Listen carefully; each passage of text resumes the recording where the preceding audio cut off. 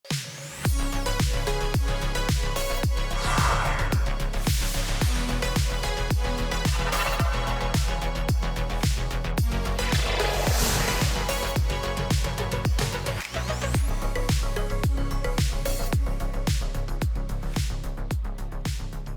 and welcome to Weekly News Highlights. Let's begin with the keywords that made headlines this week.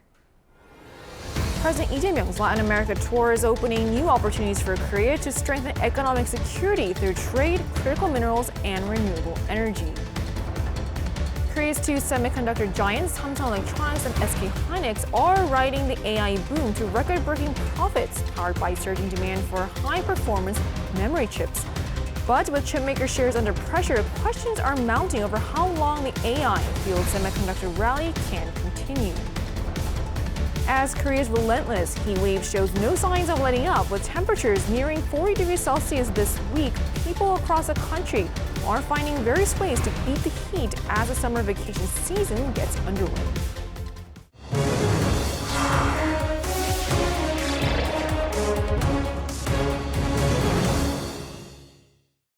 President Lee Jae-myung's tour of Brazil, Chile, and Argentina is highlighting Latin America's importance to Korea's economic security. Our Kim Do-yeon joins us in a studio to examine the opportunities in trade, critical minerals, and renewable energy, as well as the obstacles still standing in the way. So welcome, Do-yeon. Good to be here. Good to have you. So Do-yeon, to start us off, what is the significance of this tour, and what are some of the main opportunities for Korea? Now, beyond bilateral relationship, it could be an opportunity to expand Korea's economic reach beyond its traditional partners and build a stronger presence across the global south. The three countries together represent around 280 million people and $3.7 trillion in economic output. The Blue House says Brazil holds the world's second largest rare earth reserves, Chile ranks first in copper and lithium reserves, and Argentina has the second largest shale gas resources. That creates opportunities to connect Latin American resources with Korea's strengths in batteries, aerospace, defense, and advanced manufacturing. AI needs electricity, and electricity involves everything from various types of power generation equipment to energy storage systems. These are all primary commodities, and these countries possess most of them. Chile has copper, Argentina and Chile have lithium. Brazil is a country that has everything. Also, this comes at a time of growing geopolitical and economic uncertainty, rendering it crucial for Korea to secure its supply chains. More important than trade is diversifying energy supply chains and critical minerals, and cooperating in future industries. Latin America can be an optimal alternative partner, especially when the Middle East and the Strait of Hormuz have shown the need to diversify Korea's energy portfolio. Right, and among the various sectors, why has cooperation in the energy sector been highlighted as a key area of cooperation? Right now, Latin America's advantage is not simply abundant sunshine and wind, but the cost effectiveness of converting them into electricity. Research has found that renewable power in parts of the region can cost roughly half as much as in Korea. A 2024 World Bank study also estimated Brazil's technical offshore wind potential at more than 1,200 gigawatts, around 14 times the capacity installed worldwide at that time. The wider goal would be to link renewable generation with hydrogen and mineral processing. Would be important, and first of all, a jointly developed solar and wind capacity that that powers both green hydrogen production and low carbon mining operations would be crucial. And second, use that clean power for a lithium processing so that Chile export not raw brine, but a low carbon battery materials, which is exactly what Korean battery makers need, is which is also the second part. That model would give Korean manufacturers a diversified source of low carbon battery materials while allowing Chile to retain more processing, investment, and employment. So that sounds like a win-win situation, but of course, cooperation is always easier said than done. So what are some of the key challenges or issues to still consider? The largest problem is converting commercial interests into actual commitments. Kim's study of more than 100 Korean firms and public bodies found around 40% recognized Latin America's importance, but few had moved to launch projects. In part and mainly because of a lot of uncertainty, right? Political uncertainty and lack of information and institutional issues such as the permitting and land dispute are their major concerns. The strategy of investing locally is more effective in the Brazilian market than exporting and selling there, because tariffs and other taxes are so high that the moment a product is exported, it tends to lose its price competitiveness. So it is very important to find a good local partner and enter through investment. I see. So it looks like there are both opportunities and challenges ahead of us. So thank you for the wrap up. Thanks for having me.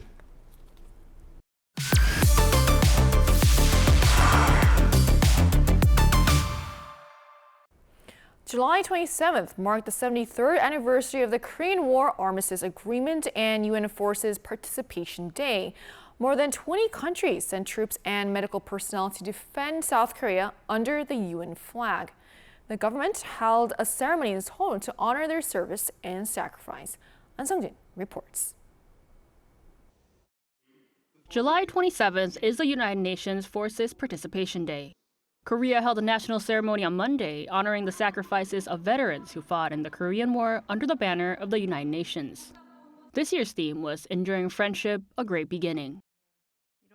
At a time like this, the spirit of international solidarity shown during the Korean War is more meaningful than ever. Korea will protect freedom and peace through its strong U.S. alliance and cooperation with UN partner nations. The event brought together about 1,000 attendees, including Korean War veterans, family members of those who died in the war, and delegates from the 22 UN member states that supported Korea. Individuals were also recognized with government honors for their contributions to preserving the legacy of UN veterans and strengthening international alliances. The Prime Minister reaffirmed Korea's commitments to its alliances amid today's global challenges and pledged continuous support for international peace and humanitarian efforts. While keeping the door open for dialogue, we will remain prepared against any security threat and continue working with the international community to promote global peace and prosperity. UN Forces Participation Day commemorates the signing of the 1953 Korean War Armistice Agreement and honors the service of nearly 2 million troops from 22 countries who fought or provided support for the country. An Sung-jin, Arirang News.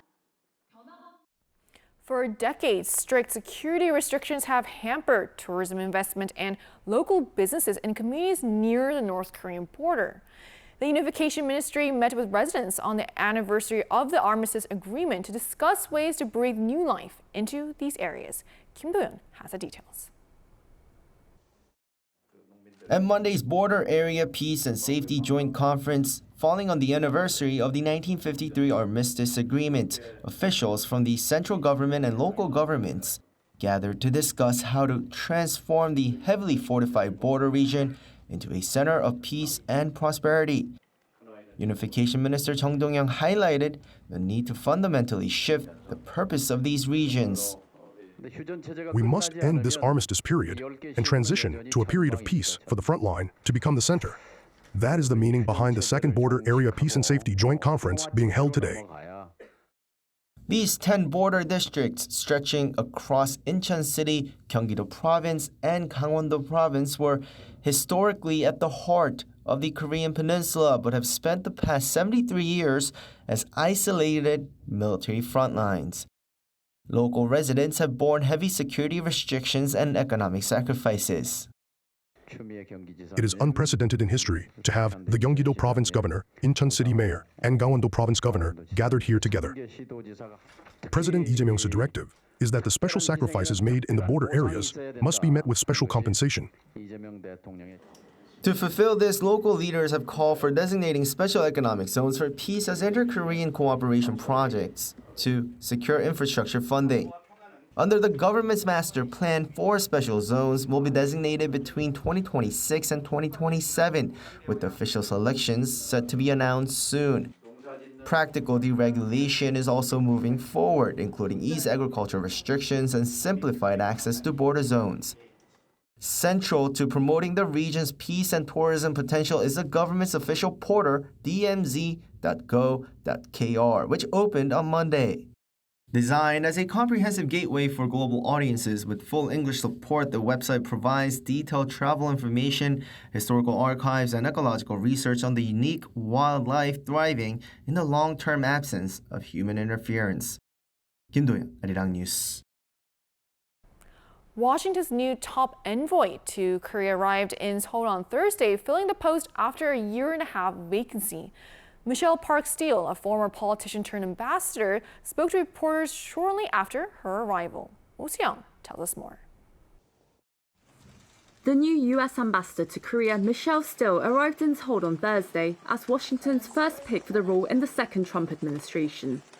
Delivering a statement at Incheon International Airport, Steele first reaffirmed the strength of the alliance. The United States and the Republic of Korea have stood together for more than 140 years. Our alliance was forged in war and secured by blood of those who stood shoulder to shoulder to defend freedom. Born in Seoul after her parents fled North Korea, Steele is the first Korean-American woman and the second female U.S. ambassador to serve in Korea. A two-term Republican congresswoman from California, she has focused on Korea-US issues and strategic competition with China.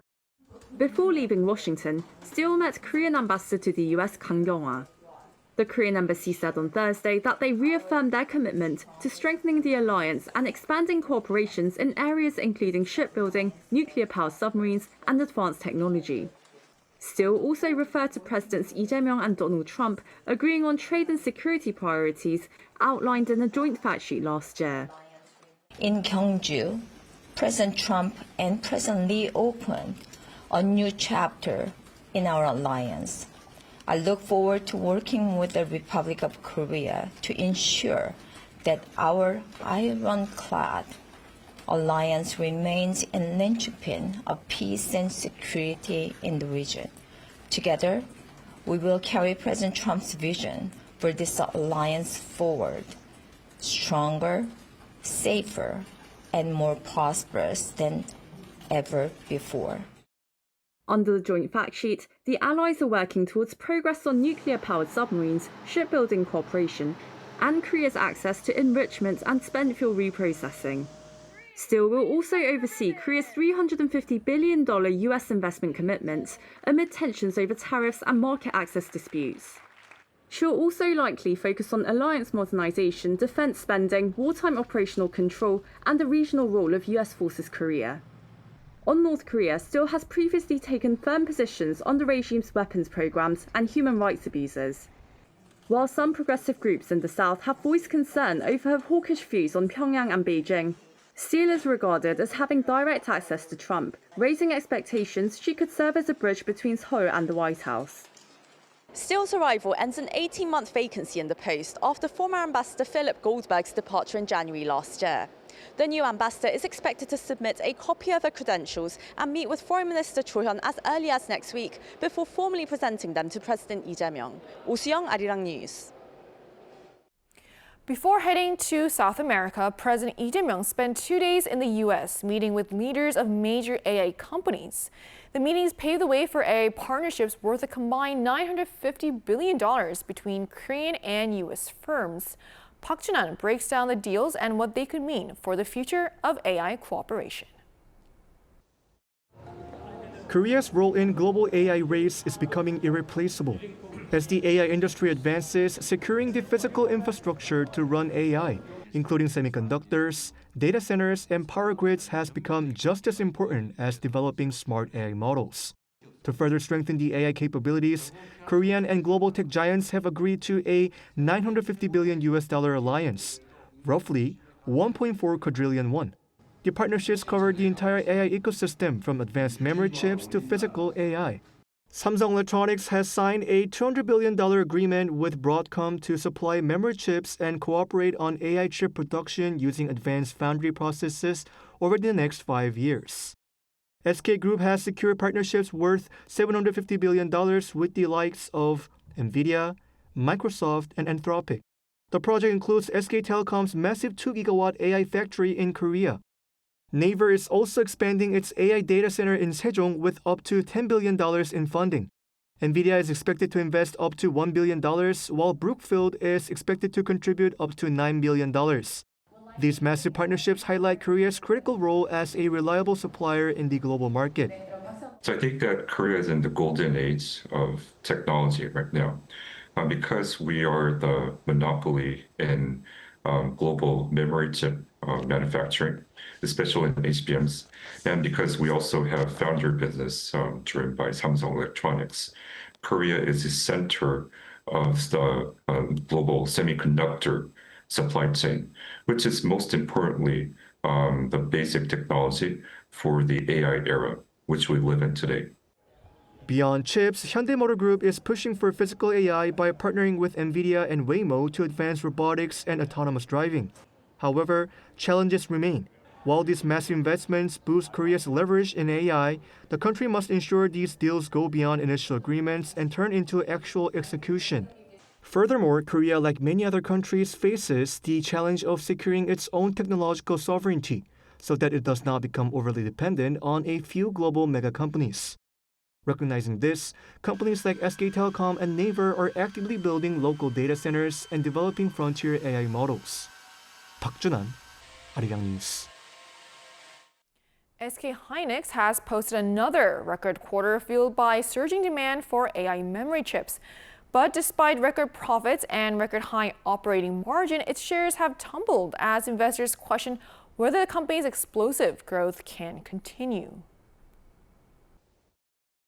Korean semiconductor titan SK Hynix has once again rewritten its own history. According to preliminary figures, the company's second quarter revenue reached around 79.3 trillion won, or roughly $54.5 billion. This extends its record-breaking earnings streak to 5 consecutive quarters. Operating profit reached 60.54 trillion won. What is even more remarkable is the operating margin, which pushed past the historic 72% mark set in the first quarter to reach 76% in the second.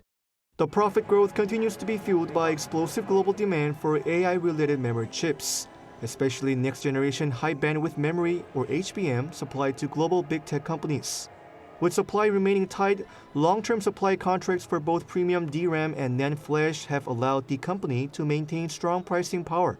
Despite the company's undisputed record earnings, its stock price, along with those of many global memory chip makers, has plunged by over 50% from its June high, when it nearly reached 3 million won per share.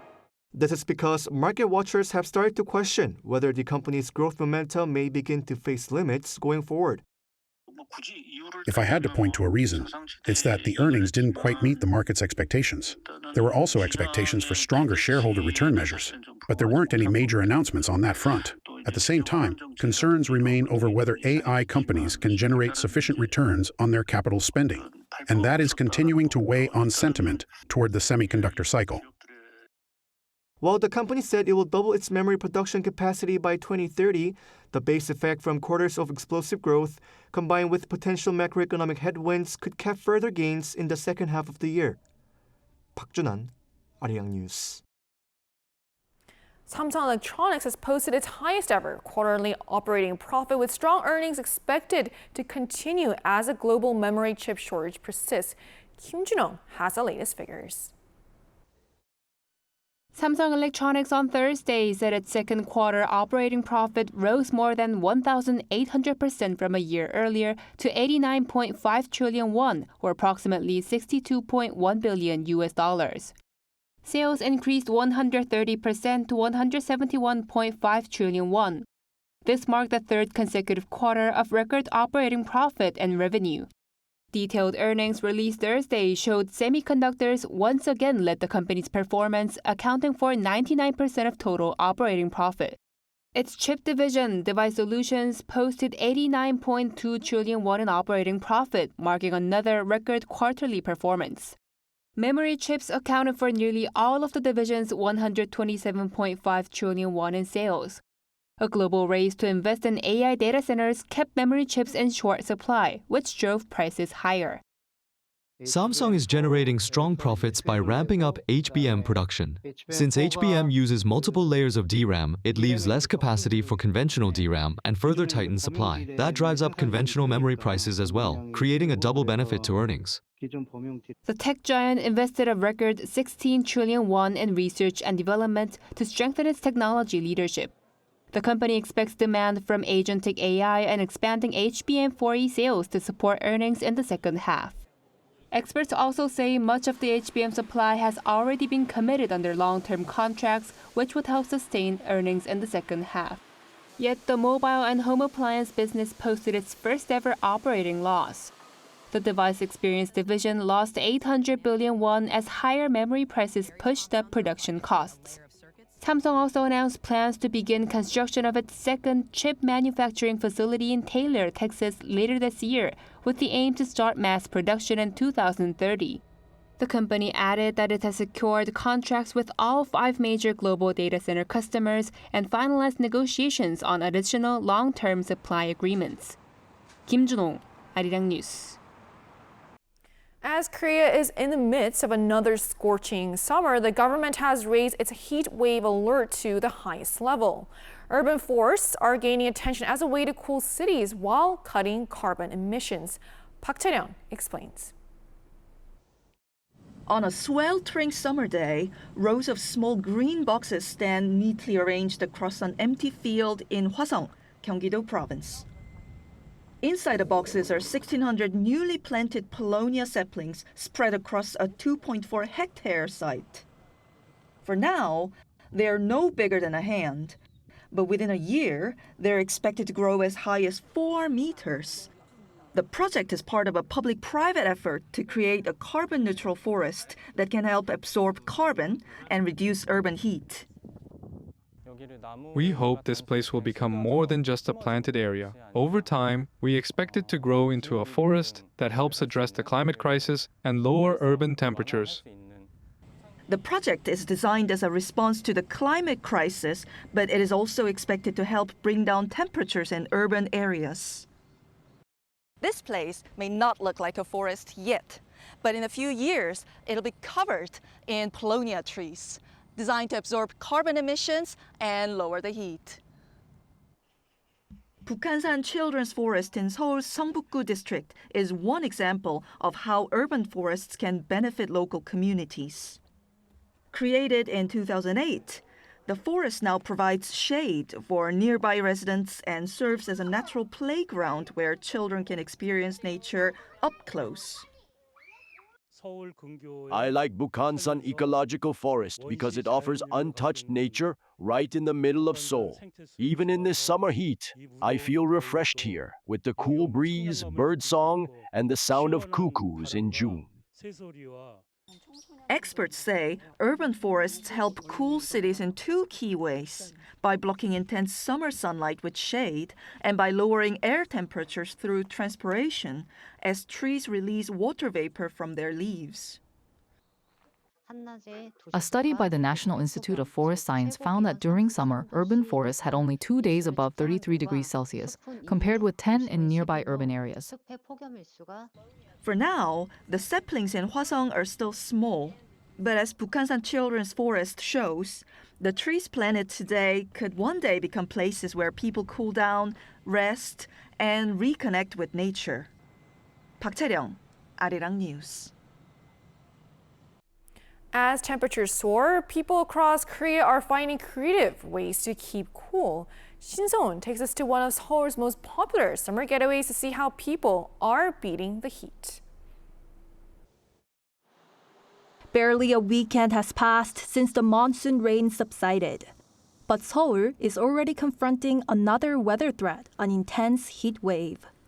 Around 6.14 million people are expected to travel each day from July 25th through the end of the month to head to the beaches or other vacation spots. But residents can also beat the heat without leaving Seoul. The temperature here at Yeouido Hangang Park currently stands at 31 degrees Celsius. The clouds are offering little relief, and high humidity makes the heat feel even worse. 6 Han River swimming pools are now open until 10 p.m. through the end of August. By 11 a.m., the pool is already buzzing with families and young children splashing in the water, while some office workers had taken the day off to sunbathe and unwind. With admission costing just 3,000 to 5,000 won and special DJ parties held on weekends, it has become a lively and affordable summer escape. The pool is close to home and reasonably priced. It's also well maintained, so by playing here, I hope my child can have fun and learn how to interact and play with other kids. I came with my friends, and we're having a great time. It feels really cool and refreshing, and I came with my family. According to the government, a heatwave advisory, the lowest level on the government scale, is issued when the daily high is expected to reach 33 degrees Celsius or higher for at least 2 consecutive days. With the latest forecast showing temperatures across the capital climbing into the mid-30s and high humidity making it feel even hotter, the highest level heat alert could be issued if the apparent temperature is expected to reach 38 degrees Celsius. In response, the government has installed cooling fog systems at around 230 locations across Seoul. In places like parks where jogging and walking can increase the risk of heat-related illness, fine mist sprays help lower body temperature.